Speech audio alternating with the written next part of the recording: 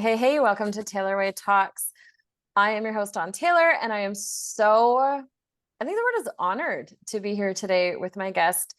He is an amazing human being. His name is Navid. He is the owner of Aultrust. It's a financial and real estate investment and development company based out of Vancouver. But his heart for community and just like his heart for people and developing community and developing relationships is mind-blowing. Like, I'm super in awe of this guy. But we're here to have a really interesting conversation today. So I'm going to let Navid kind of start it. But welcome, Navid. What is it you would like to talk about today? Firstly, thank you for the invite, Don, and I'm going to take you around from now on for doing the introduction on me. That was pretty humbling. Oh. Deal. I will totally do it. Yeah, we had this conversation a couple of times in person and over the phone or Zoom within us, in the regular chats that what's actually going on in Iran and what's the reflection of what's happening in Iran and the world, and and sometimes all this news coming out, how do people grasp it? What can they do? What does it mean? And it's hard to understand. It's a complex situation. Some are far from us, but something that I believe is truly affecting like the word democracy, not it's something that we should all consider as human being and understand it, and actually basically use this situation of what's happening in Iran as an education piece for all of us to be better people, to understand better, and to see things better. That's basically, I think, that's what I'm going to try to cover with you today. Let's do it. So Navid and I know each other outside of this podcast, and I was hanging out with him a little while ago and his wife, his amazing, beautiful wife. And we were having an interesting conversation on how growing up in North America, I mean, hello, white privilege, but growing up here, our ideas of what it was like to be raised in somewhere like Iran, our ideas on what your childhood would have looked like, or what we were taught in school, what media, movies, all these things have done, and how wrong it is. I mean, even just how we pronounce the word, like you taught me how to say it proper this morning, right? Is Iran, like E and then run. And, even just something as simple as that. I remember asking you questions like, what was your childhood like there? Like, what was it like growing up? What changed? What shifted? When did you come to Canada? All of these things. And that's really what I wanted to dive into, is like, let's get to know a little bit of the behind the scenes. Sure, of what it was really like. And then when the change there all happened, because we all hear like the regime and we all hear all these words. Well, unless someone's actually sitting down and Googling, like, people don't know. No, it is. I started with saying it's a little bit complex, like people to understand what's going on the other side of the world and what has happened and the way the media manipulate the situations across the world. So just a little shorter story on Iran. Iran goes back to like, I don't know, 1500 years ago. I don't know. This is one of the oldest ancient countries in the world. And the expansion of Iran was all the way from China to Egypt. It was a very large country with very many different cultures and religions and so on. And it goes back to the time of like 130 BC or something, that Cyrus the Great was the first person who actually came up with human rights. So I might not have the dates right, but I'm not. But the conceptually is the first basis of human rights, like, came from Iran. And Cyrus the Great was the person who basically had that written down. And the whole concept of it was like everybody getting along with each other. That went on, and there was a revolution that happened about 43 years ago, that the king of Iran, the Shah, left the country. As people were protesting, they were asking him to end his term and leave the country. I was born 4 years ago. I never dove in that exact details of what happened. It was basically people were asking for reform. The reform wasn't happening. It was a manipulation on governments, and Iran is a rich country, as when it comes to the oil and natural gases. It's one of the richest countries in the world. And there was like basically the fight of who's going to win the battle to access Iran's wealth. And so when the king left, pretty much Iran got taken hostage by the Islamic regime, Islamic Republic of Iran. So when we're talking about the regime, it's an Islamic group, like extremists, like, you know, we talk about Christian extremists or whatever. So this is like Islamic extremists, where they use Islam, the religion, to manipulate and control people. So right off the bat of the revolution, it's happened about 43 years ago. We see, like, we call them mullahs, basically the guys they came in the regime, Ayatollah, Khomeini, and all these guys that they take control. Khomeini took control of the country, and then Khomeini is his president, like he came after him, after the death of Khomeini, and these guys basically running a very religious dictatorship on the country.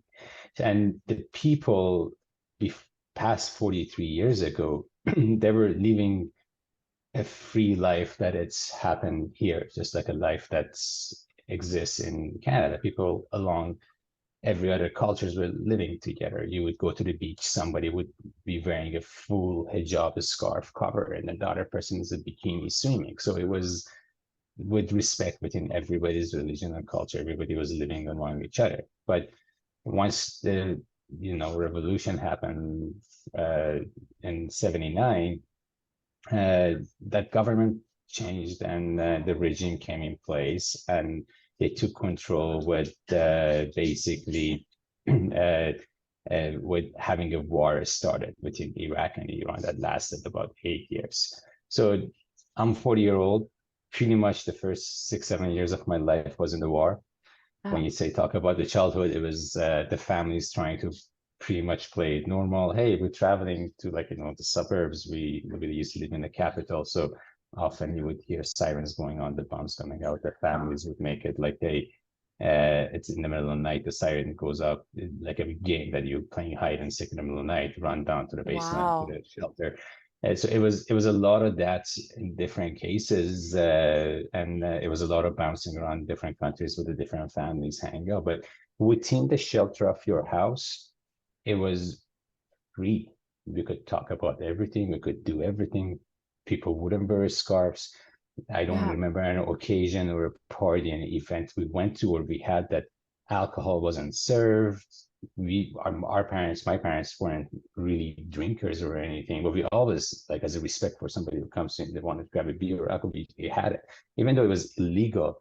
But everybody had access to it. Everybody would brew their own wine at home or something. That's awesome. So culturally, we were different, but we were taken hostage with this regime. And every time you would talk about against them, whether it's against the religious aspect or against their morality of what's right or what's wrong, you had consequences.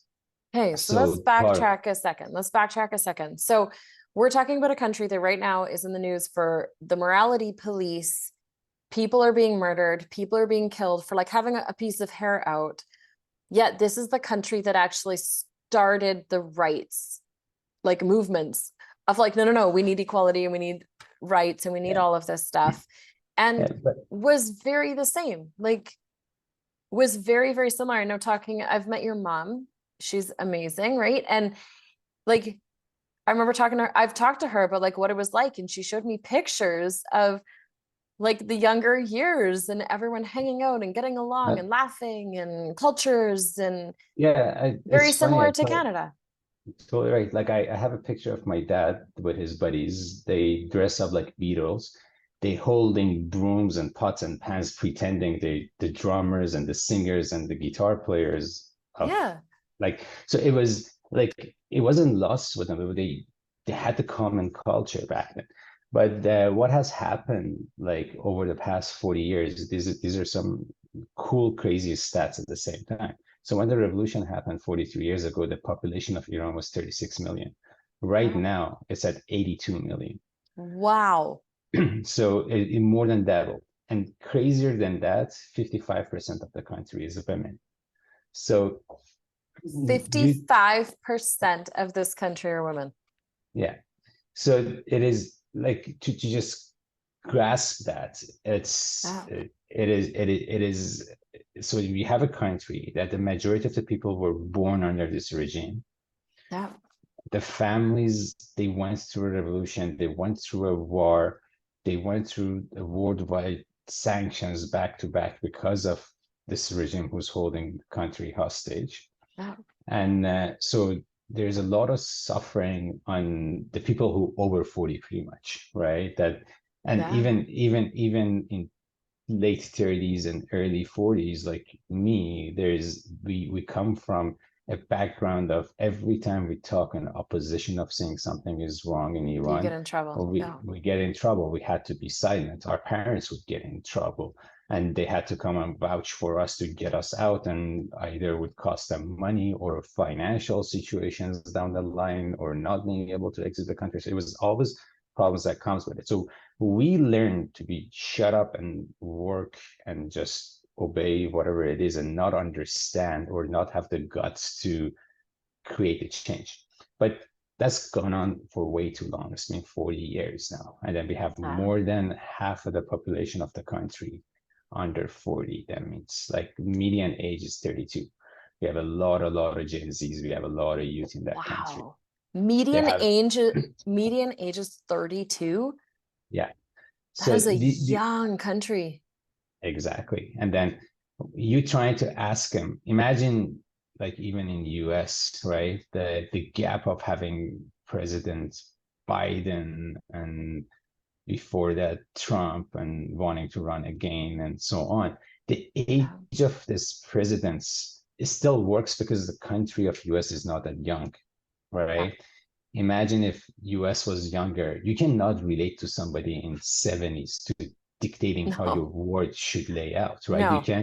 You can't just keep saying that the Gen Zs are stupid, they don't understand capitalism, they aren't right. No, they want the better word, right? And they want a more meaningful life for everybody. That's what it is. So these guys in Iran, they had access to internet, and they could see the word, and they could not reason for themselves that why is it our country like this? How is it our country is the hijab is mandatory? Why do I have to cover my head? Why don't I have basic rights? Why don't I have a voice? Why can't I, in the country that's one of the wealthiest countries in the world, can't afford anything? 1 in 5 person in Iran with this regime over the past 40 years, it ends up being into severe poverty. That means the other 4 are barely handling the life. And then there's good ones. There's that 1 percentile that every country has, and you see them like, living a good life, showing off or whatever. But majority of the country, they're not financially well anymore. They've been pressurized. They've been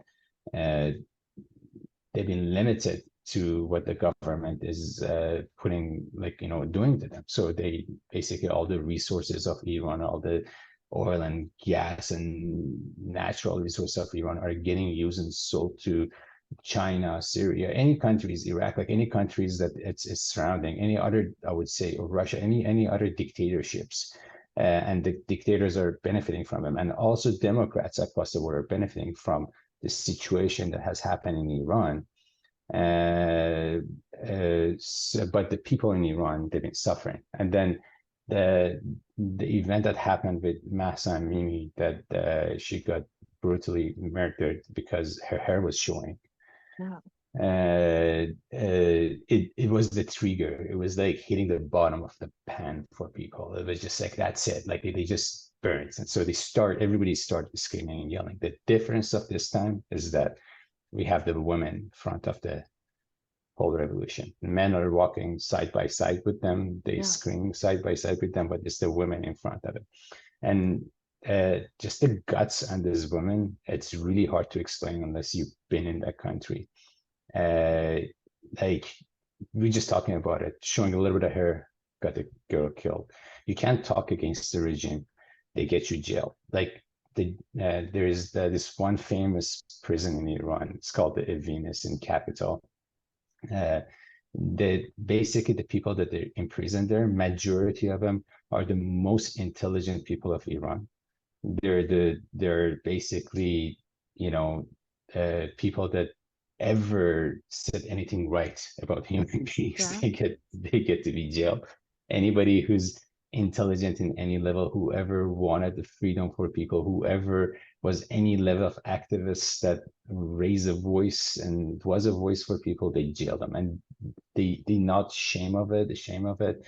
They brutally torture them, they kill them, and they get away with it for the longest time, and they've been doing it. And that's just their trend of staying in power. They easily, if the students talk about them, they rage into the universities and in Kill front them. of other, kill them in front of other kids. They set an example. So when this whole trend started with the women uprising, the women life freedom, basically women asking for basic rights, that's where it started. Right now, it's not just about that. It's about eliminating this regime, getting rid Yeah. of this hostage situation that Well, exists. and let's talk So about that for a sec, is it's basic human rights. yeah, It's not like people are asking for a lot. not at all. Like it started, I think it was the second week of this whole uprising.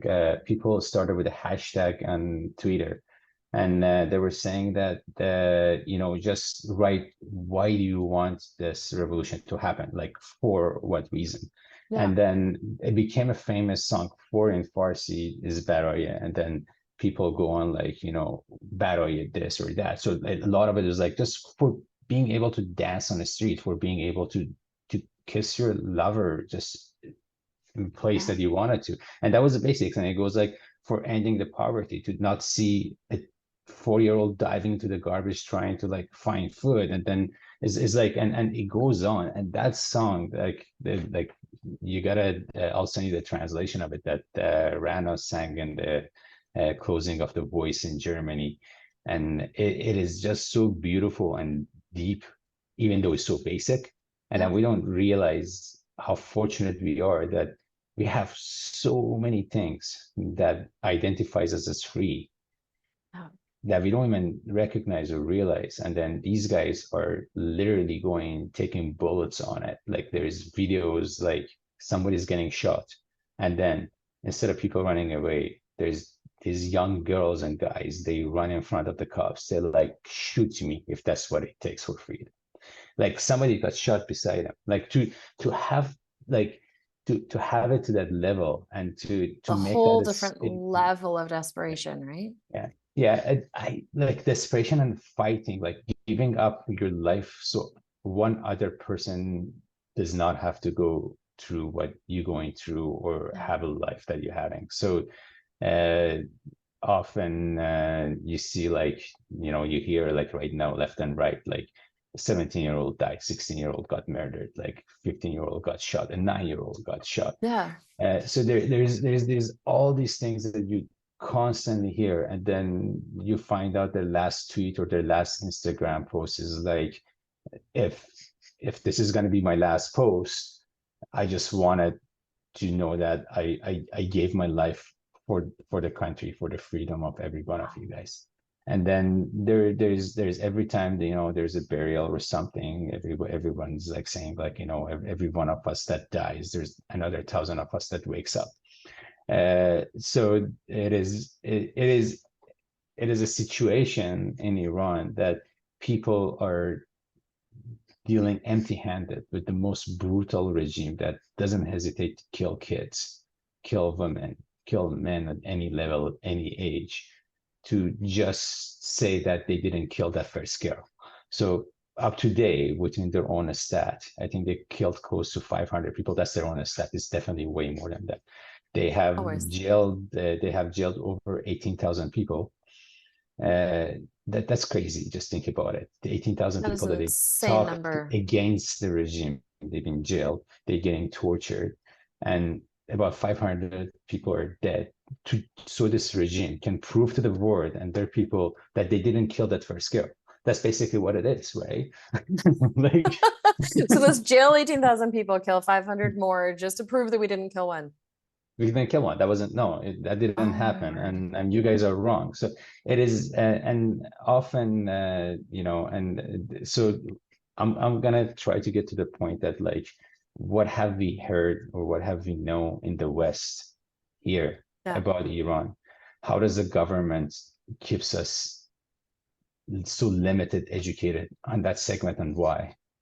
And how is it affecting horribly on what's happening? So it is, so for the longest time, no blames on anybody that lives across the West or Canada and US, because our access is media and the things that we get educated with. And it's been basically, we've been told that Iran is that country that terrorism comes from. People cover their heads, they're super religious, and everything that they do is their culture. Covering their head is a culture. You know, being in these situations or whatever Yeah. is their culture. And every time even we talked about it, they said, oh, it's Islamophobia. No, Yeah. it's like anything extreme is wrong, right? Like the religious is a point of faith, not to be pushed on somebody. So if we see it anywhere, if we see a religion is pushing something on people, like, I'm gonna diverge to like Qatar for a second, the World Cup, the One Love movement, that you cannot have a wristband as a capital that says One Love, that shows support to LGBTQ community, or any, like, you can't hold the a rainbow flag, or you can't say anything in those aspects in the country. And we say that, oh, and then you go on TV and they hear us. It's not, no, no, it's their culture and we have to respect it, right? And this is, and if you say anything is Islamophobia, I think that's wrong. I think we all obligated to say something, because it is wrong. It's humans, it's human being. Like, we Yeah. cannot encourage, we cannot advertise that for them. We cannot normalize that thing. We cannot say that's normal in another country. Some people get tortured and killed for being gay or lesbian or transgender. That's okay because it's their country. We cannot go on and doing that. And basically that's the presentation. So if people didn't understand exactly what's going on in Iran, they had a hard time of understanding what's going on, because nobody could talk about it. Everyone was shut down about it. It's like, oh no, it's their country, it's their culture. They have to cover their ears. They have to go through the sanctions because the whole country believes in these wrong things, right? So this movement, and with many of Iranians fleeing the country over the past like 40 years, Yeah. it's basically the country, Iran's system was, and the regime was like, if you don't like our country and you can't get out, get the hell out. We don't want you here. Because if you stay here and you talk against us, you can end up in jail. So get out. We Yeah. got out. A lot of people got out. They're like, oh my God, we need some freedom. We need to start again. So a lot of people, and it's not easy. Just imagine like people leaving a country at age 40, 50, like my mom was 40 when she moved to Canada, somewhere a different language, to start from zero. You leave everything behind, you come over to another country, you start from zero at age 40. And I can imagine, having talked yeah, to your mom about that. yeah, It's just crazy. Like yeah. giving up everything, business, life, friends, family, everything, and having to just escape to this new country, having It's to learn a whole new culture, life, yeah. work, everything. So there's so many of us that traveled the world for that. And then this is finally everybody outside the country as Iranians. They had awakening that we can be the voice internationally. We can educate the world about what's happening. Yeah. So that's why you see the post after post, and you guys trying to, like, it's just basically trying to catch up the world with what's going on. But there's difficulties with it because the regime of Iran over the past 40 years, they have implemented systems within all the countries. Like, for example, in US, they have a group called NAYEK, which stands for North American Iranian Community. So what it is, they present on the quotations the Iranians in North America, which it is actually these guys are funded possibly, and they are pro-Iran regime. So they're very influential within the news and media. They're very influential within the In order government to protect levels themselves. to protect the Iranian regime, right? So what, as of 2 days ago even, so right now that we're talking, starting yesterday, today, and tomorrow, is major national, basically the, what do you call it, like a close down in a country. So the market is closed. Everything is in Iran is going to be closed up yesterday, today, and tomorrow. It's like a major protest, national protest against the regime. The people taking it, they're closing the Wow. bars. So the government didn't want this news to come up. They wanted to derail the news. So they got the people from NIAC to publish an article within the New York Times, a bunch of these major, publishings that basically the revolutionary, like the morality police in Iran has been demolished and they're going away, and they no longer going to be there. Yeah, I And saw that lie get posted. yeah, so it blew up over the place. But is it true? Hell no. That's just the biggest lie ever. And it started from this group of Naya coming up. Why? To take the attention of the world from what's happening. Shut down the internet. So trying to say, oh, we fix the problems. It's not a big deal. And where they are mass killing people right now as we're talking. Like so, and they increased their amount of executions of the protesters over the past like 3-4 days extremely. So every day I wake up, I go on Twitter and I read like another 17-year-old got hung and executed, another 22-year-old got hung and executed, another 16-year-old got evicted for execution, like and just because of the protest that was there, just because it was uprising against the government, and they trying to create a fear from people, and then but they trying to drill the media of international. It's like, oh no, we solved our problem. People just wanted a reform, and we did it. People don't want a reform anymore. They want this government to go. And so the media here, it is very limited, educated themselves. Yeah. And their fact checking is very, very weak, I would say, because good way to word it. Yeah, because it does it doesn't you don't have to like it is complex what's happening in Iran, but you don't have to like it doesn't take much to understand what's a fake news, what's a right news. Like the second if you're writing an article, but you know what people are uprising, then you know what article is right or what's wrong. A country that's Islamic Republic, to take the morality police out, even if they do, which that didn't happen, that means they're changing the name of it. Next tomorrow is going to be Islamic police. Like there's no way. Like this is how the country is controlled. Like they would fall apart. Well, I was going to say, it's how they've controlled this country for 40 years. It's not just going to go away overnight. Yeah. So go ahead. No. So with that, I know one of the things that you and I talked about forever ago is like, as North Americans, there's this idea that like everybody there is an extremist and everybody is Islamic and everybody is, of that religious belief or of that idea. And I know you were like, no, there's every religion, every culture, it's the most. Yeah, no, we have Baha'is, we have Jewish people, like they're all scattered around the world mostly, because if you stay in Iran one way or another, they find you and they try to get you in some sort of trouble. So I think in California we have a major Jewish community. Like we have a lot of Baha'is across the world. It's just so many different religions that goes on. But honestly, I think with our Gen Zs and the new generation, religion just doesn't even make sense. It's not what people are after, rather than just human being, especially being in being born in a country that the religion dictates who you are. It pushes you away. It gives you a really bad feel of what a religion is. Yeah, and people have their beliefs. They still may believe in their gods and their things, but they more than anything they believe in being a human.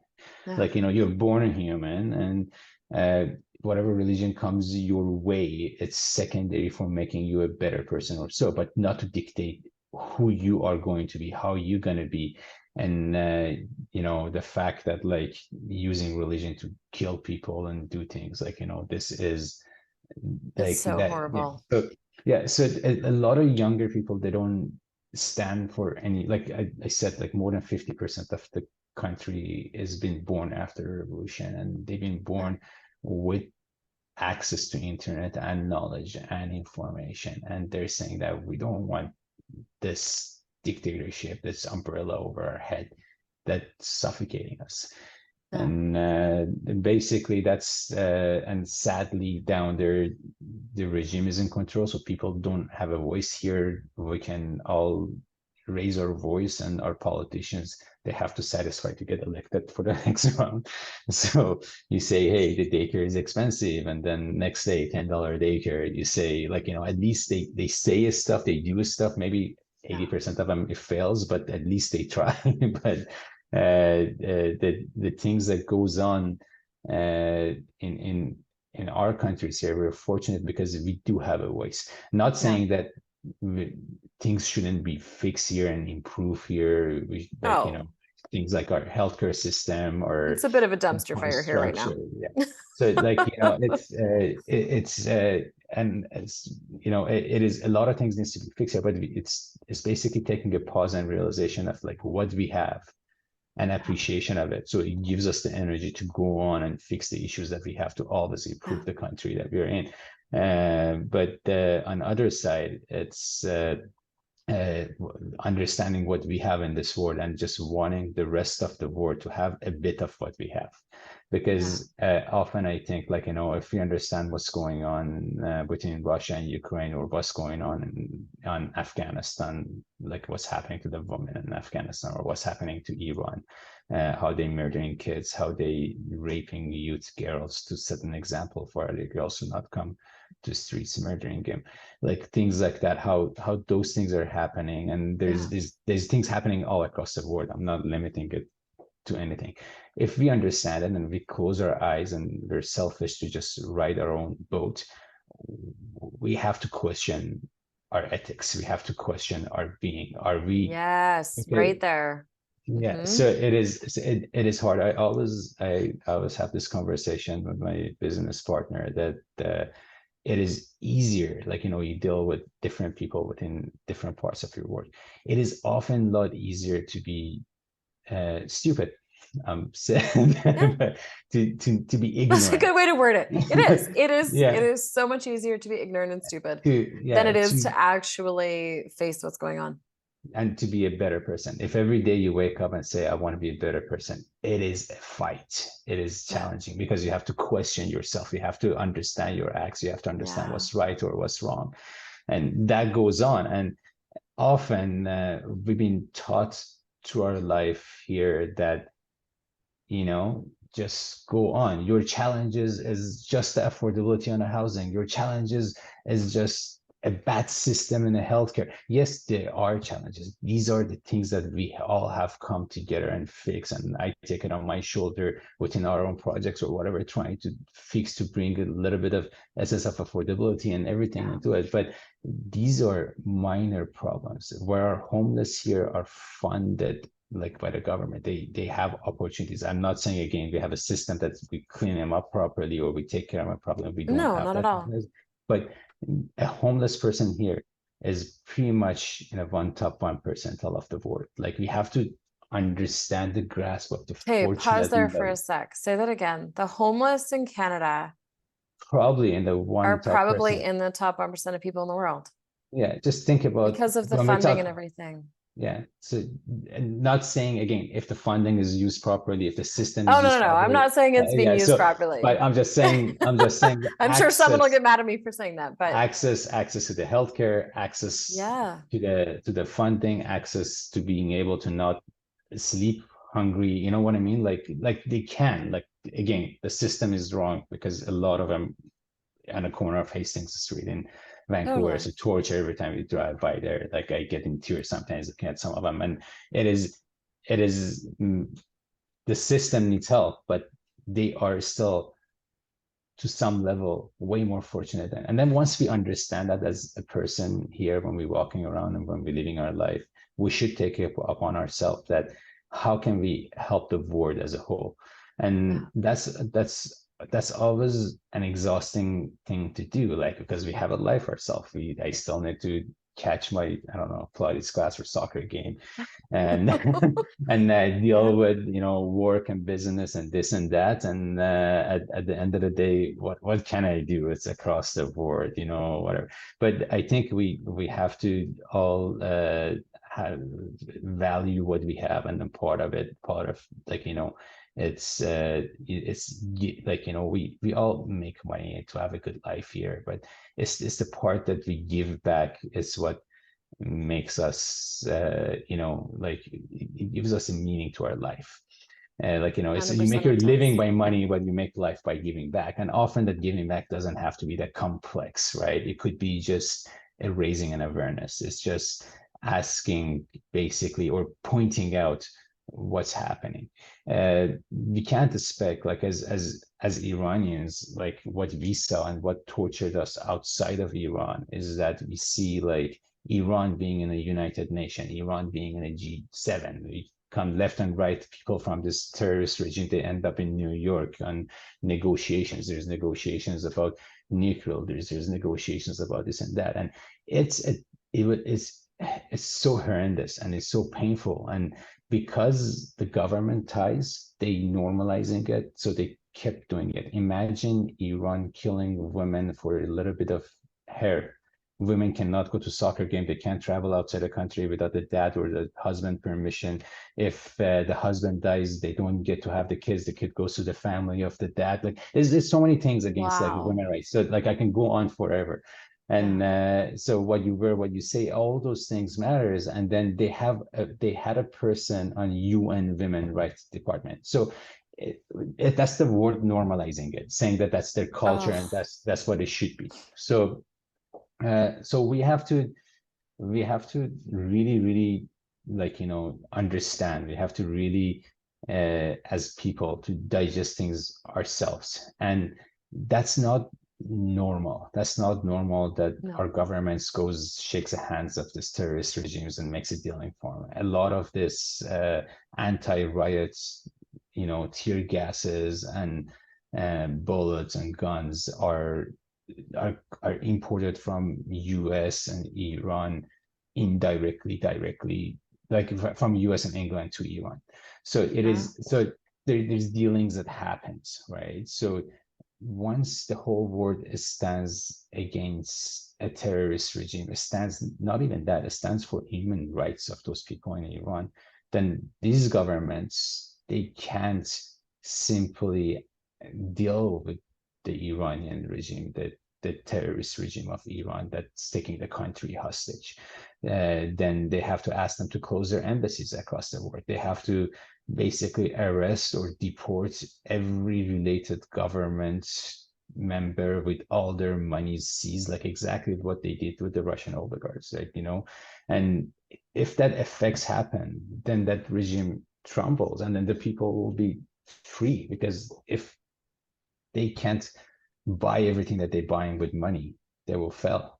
So it is just that what can people do is raising awareness. Like, you know, if you have any sort of platform, like, you know, you do have it, you're using it, you're having this conversation with me, is just raising that simple awareness that people know that they are normal humans living there. Is just not by their choice that they were born in a different country, whether it's Afghanistan, Iran, Africa, or it happens anywhere. But they are humans and they deserve to have basic human rights. And often they're not even asking us or anybody to fight for their own specific rights. It's us asking our governments to do the right thing, to step up and do the right thing. Often what I see, which I find it painful, it's the dictatorship countries like Russia, Iran, China, Syria. They support each other like solid. Like, they're good. like they get along really well. Like Iran regime is providing drones left and right to bomb Ukraine and Kiev, where my uncle lives there. So it's the Iranian regime is providing those things to Russia. Russia is providing riot systems to Iran, and China is dealing with Iran through all the sanctions to buy their oil and natural gases, the major dealings and things happening.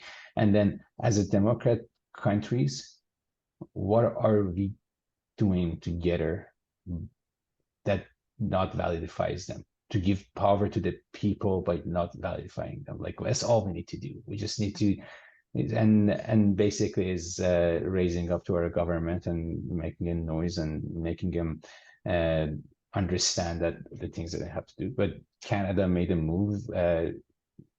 Finally, Iran took a plane down that was flying down from Iran, pretty much that is stuff over in Ukraine to come down to Canada.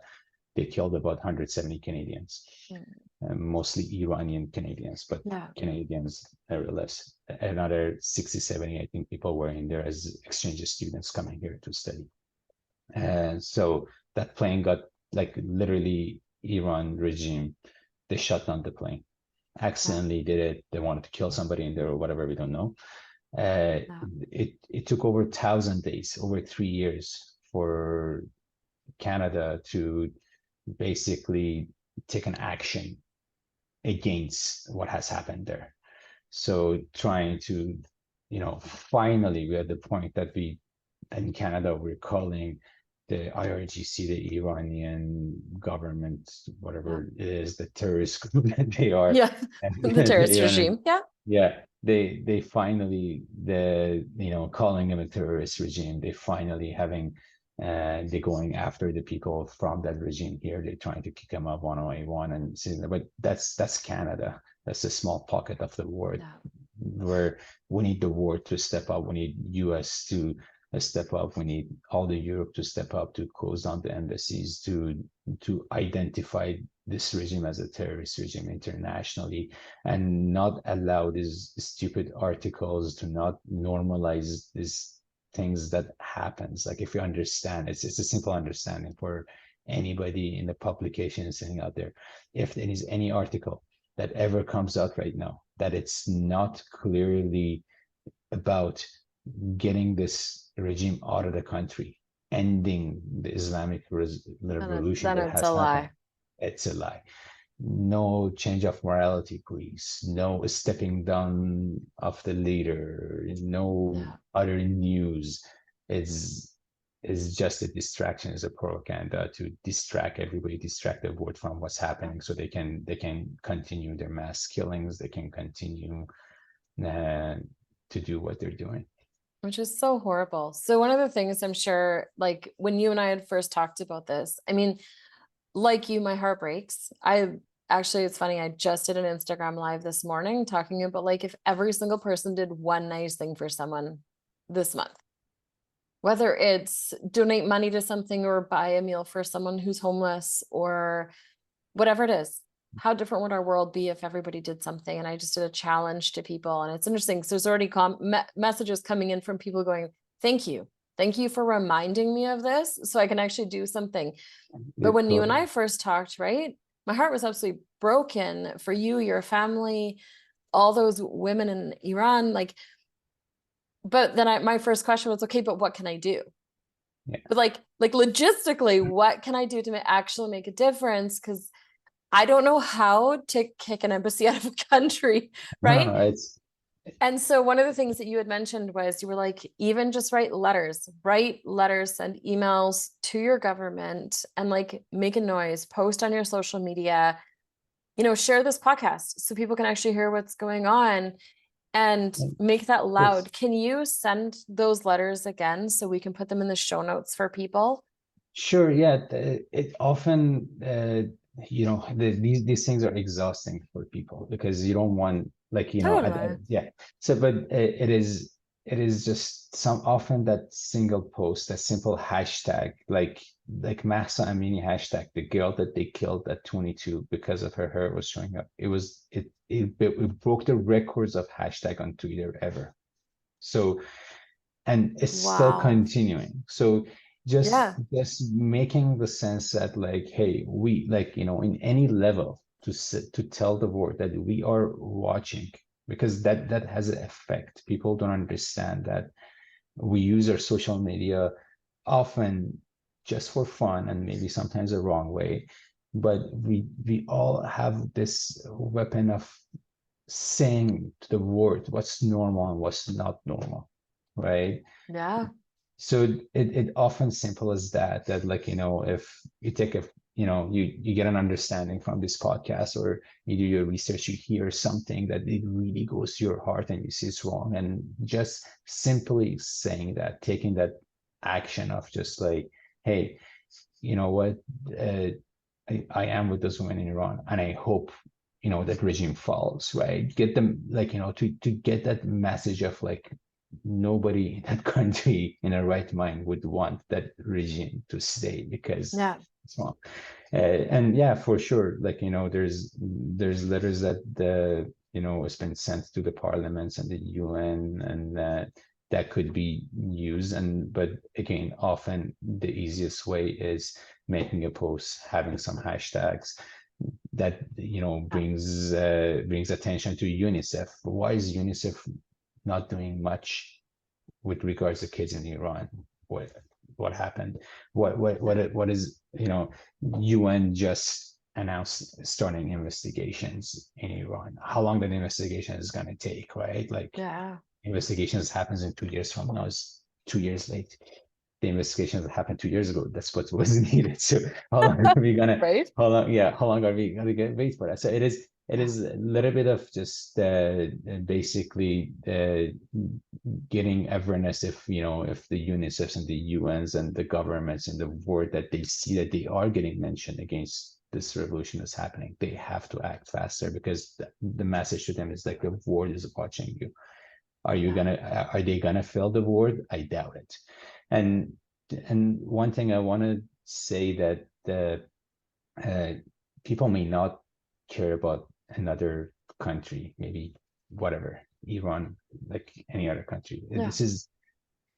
This fight, this thing that happened in Iran, the women uprising, and now the whole country uprising against the regime. It is a true fight against democracy. It is It us is. It is a fight for democracy. taking Yeah. actions as human being across the board. It's not just for that country and those people. It's raising awareness for all the government in the world, that now we are smarter than ever. Now we can see, we can communicate without you telling us what to see and what to communicate. And that's a huge message that goes around, because Oh, so powerful. in the past, I feel like in the past 5-6 years, we kind of stepped back in the world. Sexism is more out there. Like, you hear it more. The racism, you hear it more. Now you have US. You get the sense of US being divided. You have woke right and left, and everything is extreme, and everybody is like Everything's extreme right now. Yeah. standing against each other. And the reason of it is because of what the media pushes on us. I don't think anybody can say nobody should be able to say that I'm fully Republican or fully Democrat. There is, you have to have an understanding of what's going on. Like, some policies may work for your business and your lifestyle, but some policies from our government may work for just bearing everybody's life. And we have to be a human, and we have to understand what the middle ground is. And our government should learn to be that way, to not demean each other. Often when you see a politicians fight, they mocking each other, they pointing fingers at each other. It's never understanding of what's good about something or what I'm going to add. It's never that aspect. So it's causing division. But with people that raising voices together, with looking at the things themselves and understanding the true fact, is giving and highlight to the governments across the world that we are watching, we're more intelligent, and they have to step up and actually fixing our world. We talk about climate change. We talk about a lot of things, but the actual step up, like, changing our world is what matters for all of us. So we all want to live in a better world, better country. We want our healthcare system here to be better and fixed. We're benefiting from a public health system that we don't have to pay when the crisis comes.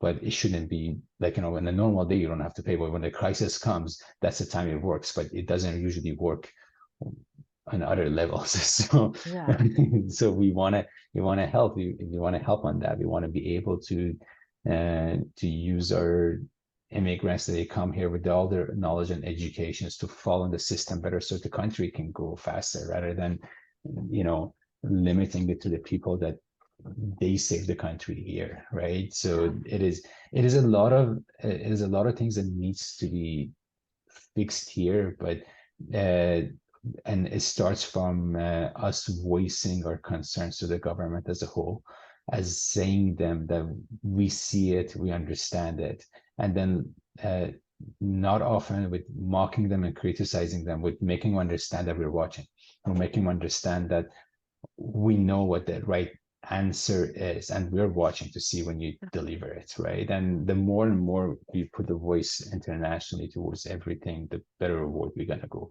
towards, I guess. I agree. And so just finishing off here, because I can't believe it's been an hour. No, Navid, I love talking to you about this. It's such a different perspective. It's such a different viewpoint of it, right? Because you're not afraid to actually have these conversations, and you're not guarding yourself, and you're not blocking yourself from it, which, I mean, for people listening, we had a conversation before this started of, is it okay if I even say your name? Is that okay? And is that safe? And he was like, yeah, I'm not hiding. like understand how big of a deal that is. Like, a lot of people are living in fear right now and are really quiet. And I think the point you made about how this is for democracy, this is showing the whole world and every government that, like, when we rise up as a group, change can happen and things can be done. And if nothing else, there are people from Iran in your community, in your town, in your life that you might not even realize are struggling right now, hurting right now, having, a PTSD response to what's going on, have family members still there who are in danger, who are fighting on those front lines. Check in on them.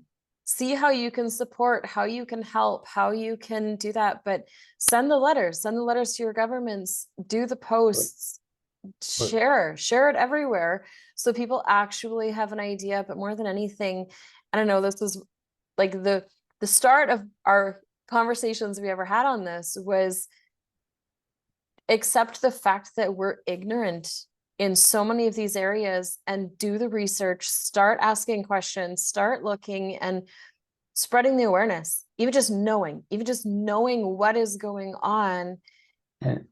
And get curious, right? Like, I say this all the time to clients, like, no judgment, just curiosity. Like, get curious about what's actually happening.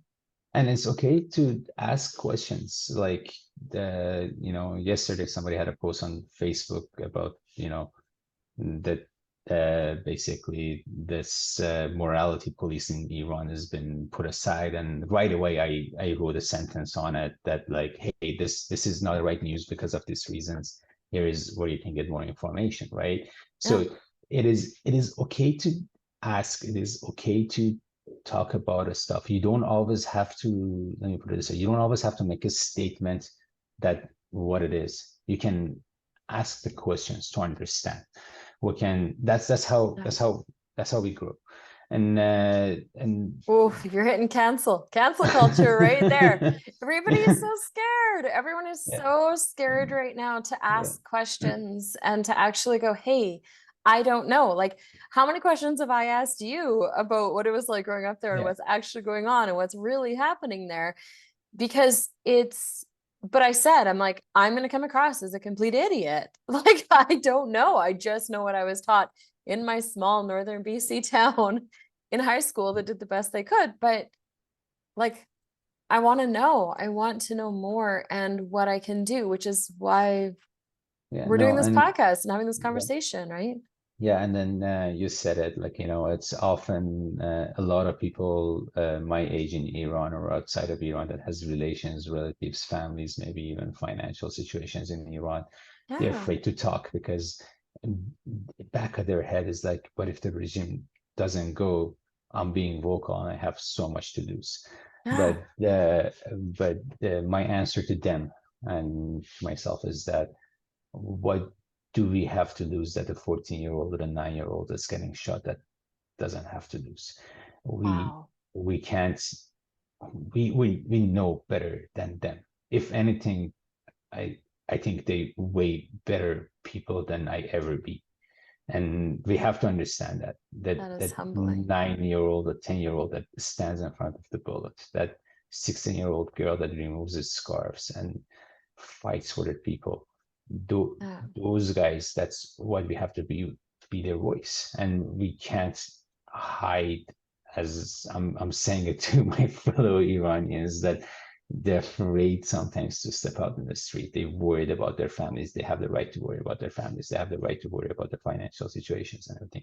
But this is the fight for life of everybody else in that country, and eventually your life down the line, because that country is getting worse by day and day. And eventually it's going to get to the point that it's not going to be bearable for them. So better to step out sooner against that regime than trying to wait and see what happens. And often, Totally. yeah, and often, what is my risk? You know what I mean? Like I'm sitting in my extreme comfort on this side of the world. This is the least I can do. And I hope my voice and what I said, it raises a little bit of awareness that helps them a little bit, and those guys that they risking actual their lives. And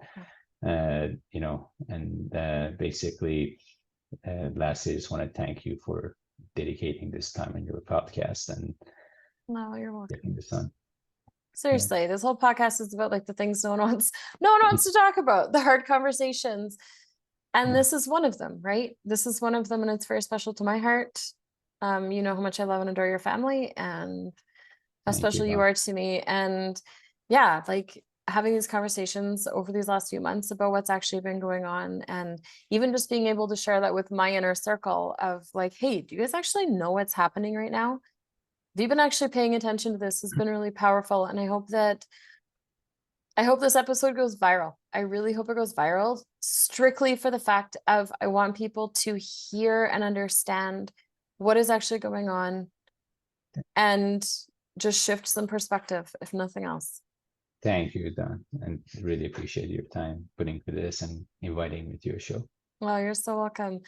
So for everybody listening, we're going to have a bunch of resources for you in the show notes. So the taylorway.ca podcast, go down to the episode with Navid. You will see it there at the bottom.